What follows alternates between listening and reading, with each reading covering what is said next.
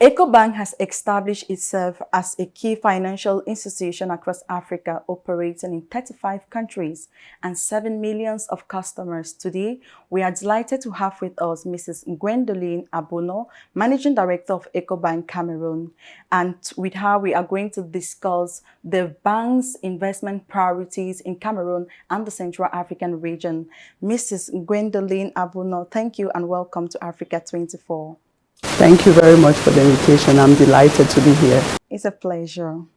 According to the National Statistics Institute, 37.5% of business promoters are women, yet these women still face limited access to finance. So Ecobank Cameroon launched the Elevate program in 2021.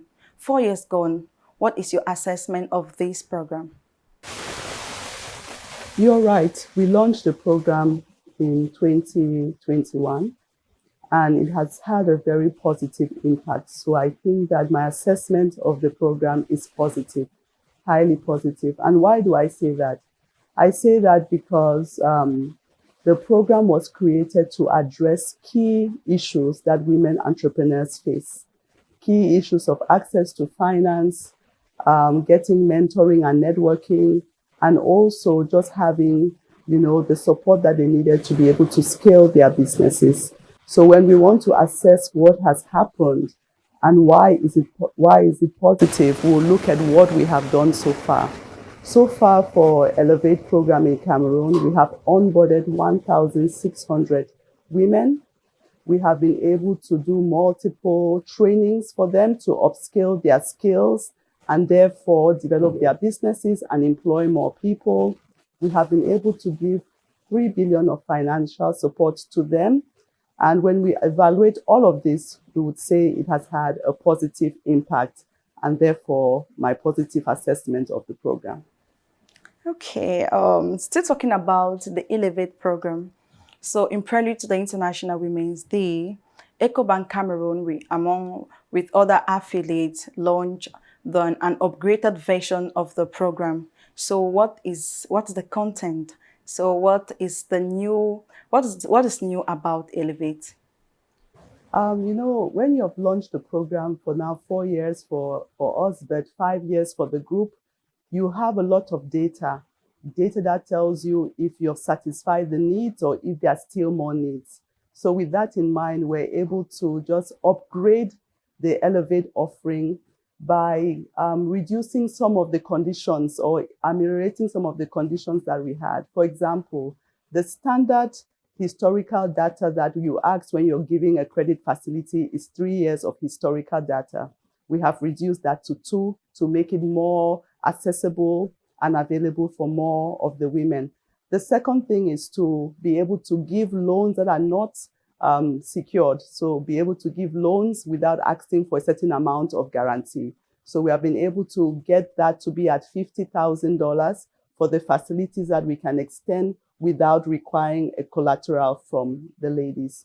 And the third item that we have been able to do also is to reduce the interest rates and make the collateral requirements a bit more flexible. And fourthly, we have been able to now offer them access to our innovative platform called the My Trade Hub, which allows importers and exporters to be able to have access to new markets, which they would not have had if they did not have this platform. So these are just some of the innovations that we have done. And I think one last one that I don't want to forget is the fact that by expanding the program to women that have already developed businesses, we are onboarding them to be mentors for the newer business owners. So these are the different initiatives that we have put out there to give this improved version of Elevate. Wow, that is impressive. Digital banking is rapidly transforming financial services, with Africa's digital banking market projected to exceed $100 billion by 2025. So how is Ecobank leveraging technology to expand access to finance, especially in the CEMAC zone? Oh, fantastic question. For us, investment in digital services and products has been something that has been key on our mission and vision as Ecobank Group. And I would just limit it to 3 items that we have done, because we have a whole lot of products and services that we offer. The first one I would mention is the regional collection solution that we offer through our banking app called Bank Collect. This allows regional players to be able to make deposits into their accounts and withdraw them within the region. You know, when you hear about Cameroon being next to Gabon, to Equatorial Guinea, to Chad and the rest, the problem is always movement of money, you know, getting payment in a secured manner. So this platform enables you to be able to collect your sales through our branch network on this platform. The second development, which is really key because you see the growth of fintechs in the region, we are able to work with the fintechs for them to get the licensing that they need from COBAC, who is our regulator, to participate in the payment services programs that are available now. So the third one would be for us to also ensure that we can work with the telcos so that the collections or the inward remittances that they are giving can also land in the wallets, the mobile wallets, so to give them more possibilities of collections and payments. So a lot of products and services, but I'll just highlight those three for what we are just serving our customers in the region. Okay, so in addition to your duties as the Managing Director of Ecobank Cameroon, you are also the Managing Director of Ecobank Cluster CEMAC. So what is Ecobank's CEMAC cluster all about? What makes up the structure? Okay, like you rightly said, it involves the countries in the CEMAC zone. So I'm the MD of Ecobank Cameroon, but I have the coverage of all of the other countries that make up CEMAC. So my key mission there is to ensure that we continue with our sustainable growth and presence in these markets, giving our financial solutions to the various populations that we have in these markets in CEMAC, making sure that they have easy access to the financial solutions that we are offering to them. The second key mission that I have is to leverage on pushing financial inclusion. Financial inclusion is very, very important in our region. It's important in the continent of Africa, actually, but in CEMAC more so, where we have a banked population of less than 30%. So the financial inclusion agenda is very key. And the way we do that is to ensure that our digital products that you mentioned and services can be accessible to the mass population. You know, the reach can be really across the board so that everybody can at least participate in the financial ecosystem by at least doing the minimum cash in, cash out transactions that a bank offers. And lastly, you know, what is very key for us is also ensuring that we support the economies in which we operate. So in the CEMAC countries, we should be able to lend to the small business owners, to the small and medium-sized enterprises, to the governments, and to the different players. So lending is also a very key mission, and ensuring that we support in developing regional trade. So in a nutshell, just to highlight some of the key things that are my mission in the zone, I will just stay on those three. So concretely, can you tell us your record track as the head of this structure? Can you elaborate to us concretely your record tracks at the head of this structure? I have been in Ecobank Cameroon for 14 years, but as CEMAC cluster head, I have been doing this now for, I think this is my 5th year. And when I took over this role, the revenues, the sales revenue were around $169 million for all of the CEMAC region. But I have been able to grow that by 75%. Now we give at least $290 million of revenue. So I would say that is a great achievement. And it is because of the team that we have on ground and the support that we have from the group. I don't like talking about my achievements, but since you asked, I think one of the key things that led to this growth that we are seeing is because of a decision I took once I got the role, was to say you have to leverage on your people. You cannot have great results if you don't have great people, and if people are not also motivated and driven to be able to deliver on the results. So the first thing I did was a reorganization of the structure to move some of the MDs around and also to bring in new talent into the region. And this has had a great impact. I would say it is one of the key reasons for the results that we are seeing. And the second thing that I would say is a great achievement is also the campaign or the strategy around digitalization, which has supported us in our financial inclusion growth. Because now we have deployed our mobile app.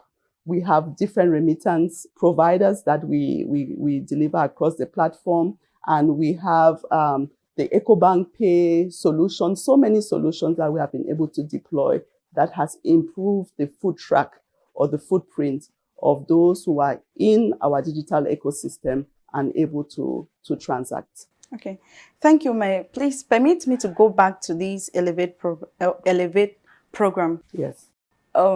Since the launch of the updated version, what should the market expect from this program? I really want to know what the market should expect from this updated version. What the market should expect from this updated version is more women coming onto the program.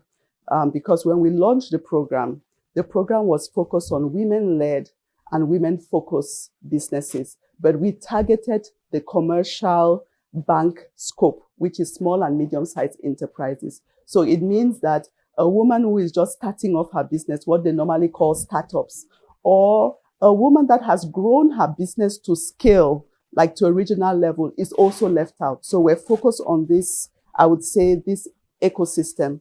But we realize that no, we should be able to be more inclusive and help the real micro business startup to be able to scale and also bring in the well-established business owner to come and support, because she also has a contribution to this whole issue. So I think what the market will see is more inclusiveness. You have many more people participating in this. That's the first thing.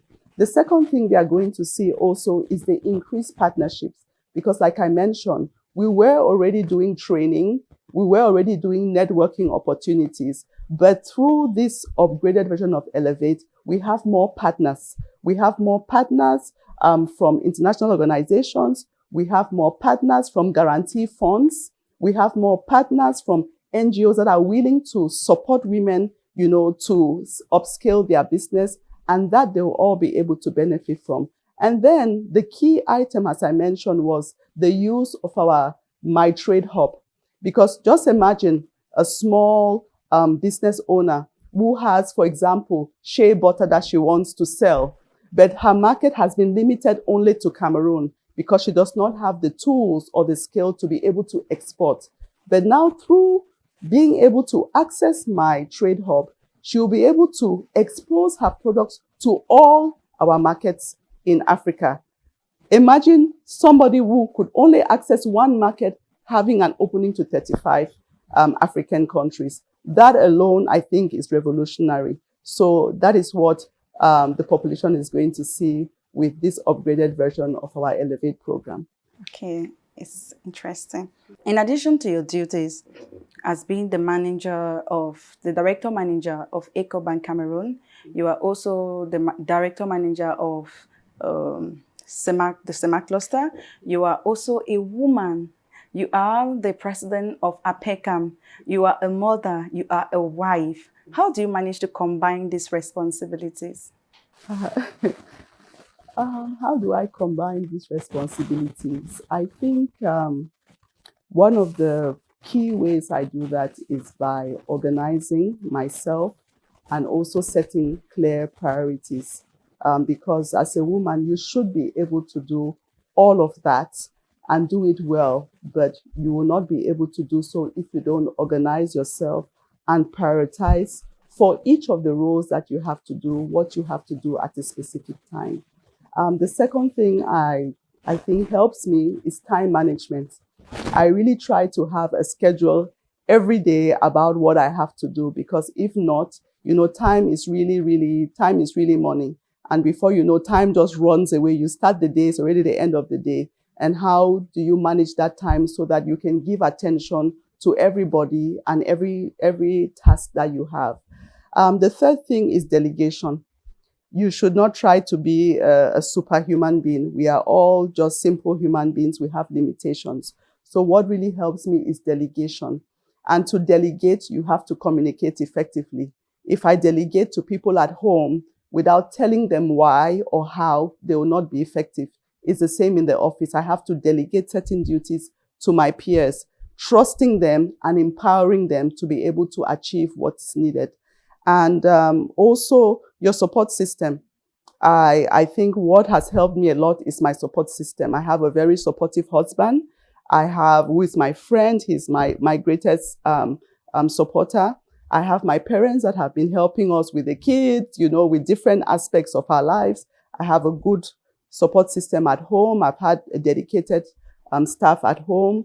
And I think also at work, my team, because they know that we have a global objective, they have also been very supportive of me doing my backup when it's needed and what have you. And I just think that with all of those elements, that's what I have been able to do to combine everything. And I don't really believe in the work-life balance narrative because it's difficult to segment. I believe more in work-life integration, just making sure that what you're doing at work and in your personal life sort of meet somewhere in the middle, have a nice balance, you know, somehow. So that's how I've been able to combine the different roles. Ladies and gentlemen, thank you for following this edition of The Interview. Stay tuned to Africa 24 English for more programs.